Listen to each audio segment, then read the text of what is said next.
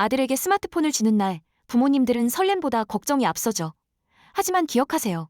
스마트폰은 선물로 주는 것이 아니라 충분한 연습이 필요한 도구입니다. 아이들은 감시당한다고 느낄 때 반항합니다. 그래서 관점이 중요해요. 엄마의 모니터링은 사생활 침해가 아니라 디지털 정글에서 아이를 지켜주는 뇌보호 안전벨트임을 처음부터 정확히 고지하셔야 합니다. 약속을 어겼나요? 여기서 부모의 실수가 시작됩니다. 화내거나 소리 지르지 마세요. 그저 벽에 붙은 규칙을 가리키면 됩니다. 감정을 빼고 시스템으로 훈육할 때 아이는 억울함 대신 결과를 수용하는 법을 배웁니다. 이런 시행착오를 거치며 아이는 성장합니다. 스스로 멈추고 해야 할 일을 먼저 챙기는 힘, 게임 레벨보다 훨씬 중요한 자기 조절력이라는 강력한 보상을 얻게 됩니다. 스마트폰을 잘 쓰는 법보다 더 중요한 건 잘 내려놓는 법입니다. 그 기적 같은 변화, 지금 시작해볼까요? 매일 밤마다 아이랑 스마트폰 때문에 벌어지는 그 전쟁? 혹시 너무 지치지 않으셨나요? 오늘 이 끝도 없는 싸움을요, 아이와 함께 성장하는 협력의 기회로 바꾸는 아주 현실적인 방법을 알아보겠습니다. 자, 이 장면 한번 보세요. 그만 좀 해! 하고 소리치면 아이는 방문을 쾅! 닫고 들어가 버리고 결국 몰래 스마트폰 하다가 딱 걸려서 또 한바탕 싸움이 시작되죠. 어쩌면 이게 바로 우리 집의 익숙한 풍경일지도 모릅니다. 이 스마트폰 전쟁, 정말 쉽지 않습니다. 그렇다면 이 지긋지긋한 갈등을 어떻게 코칭의 기회로 바꿀 수 있을까요? 오늘 바로 이 5단계의 로드맵을 저와 함께 따라가 보시죠. 첫 번째는 우리가 처한 현실, 바로 이 스마트폰 전쟁을 똑바로 마주하는 겁니다. 부모는 계속 잔소리하고 아이는 몰래 쓰고 그러다 결국엔 감정이 빵 터져버리는 이 악순환 말이에요. 이 고리를 끊어내는 게 모든 변화의 진짜 시작점입니다. 자, 여기서부터가 정말 중요합니다. 완전히 생각을 바꿔야 하거든요. 아이가 스마트폰을 손에서 못 놓는 거, 그게 의지가 약해서가 아니라는 거예요. 이건 의지력의 문제가 아니라 아직 한창 발달하고 있는 우리 아이의 뇌의 문제라는 걸 먼저 이해해야 합니다. 보세요. 우리 뇌에는 자기조절센터, 그러니까 사령부 같은 전두엽이란 게 있거든요. 근데 이게 20살이 넘어야 기능이 완성돼요. 무슨 말이냐면 우리 아이들 뇌는요, 충동을 조절하고 이건 그만해야지 하고 이성적으로 판단하는 기능이 아직 한창 공사 중인 상태나 마찬가지라는 거죠. 이걸 이렇게 한번 생각해보면 어떨까요? 우리 아이 의지가 약한 게 아니고요. 그냥 브레이크가 아직 제대로 안 달린 자동차를 막 운전하고 있는 거예요.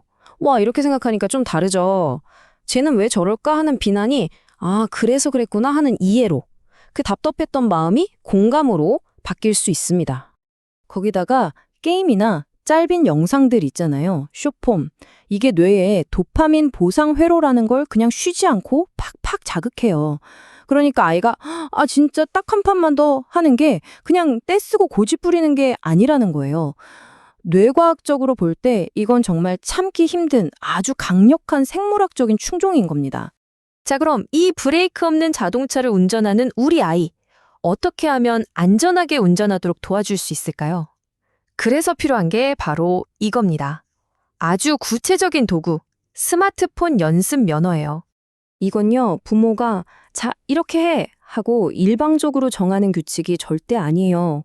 언제, 어디서 쓸지부터, 만약 약속을 어기면 어떻게 할지, 그 페널티까지 모든 걸 아이랑 머리 맞대고 같이 협상해서 만드는 우리 집만의 계약서인 거죠. 제일 중요한 건 뭐냐면 아이가 이 규칙을 만드는 과정에 직접 참여하게 하는 거예요. 그래야 엄마 아빠 규칙이 아니라 이건 내가 만든 내 약속이라고 느끼게 되거든요.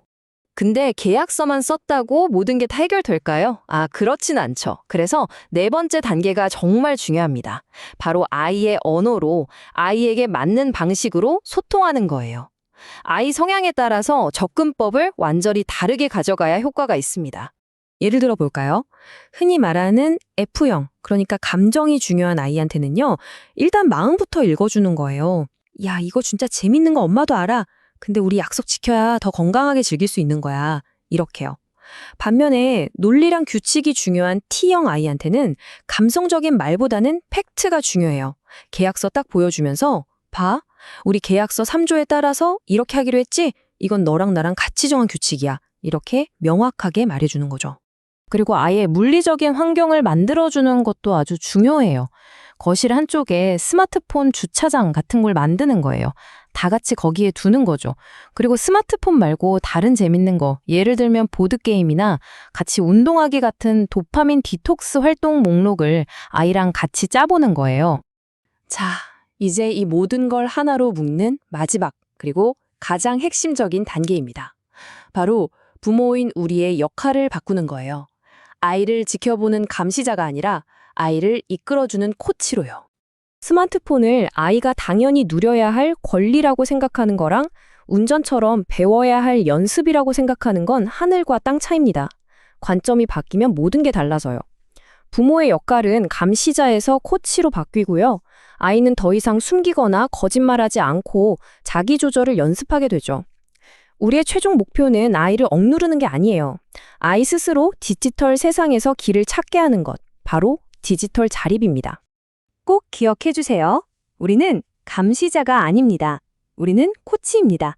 아이가 이 복잡한 디지털 세상에서 스스로 균형을 잡을 수 있도록 돕는 든든한 코치 말이에요. 오늘 밤 아이에게 이렇게 먼저 손 내밀어 보는 건 어떨까요? 우리 이 디지털 세상이라는 바다를 건강하게 헤쳐나가는 법 이제부터 같이 배우고 연습해보자. 이 말 한마디가 그 지긋지긋했던 전쟁을 끝내는 신호탄이 될 겁니다. 그리고 아이와 내가 든든한 파트너가 되어서 함께 성장하는 정말 위대한 여정의 시작이 될 겁니다. 이게 바로 오늘부터 우리가 새롭게 다져야 할 부모로서의 각오 아닐까요?